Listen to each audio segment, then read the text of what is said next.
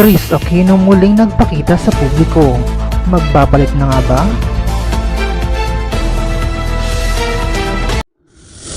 Like a Hellcat.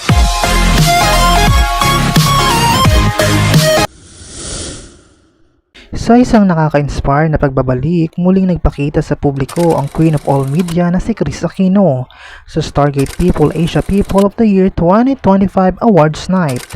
Ito ang kanyang unang pampublikong paglitaw matapos ang kanyang paglaban sa isang krisis medikal.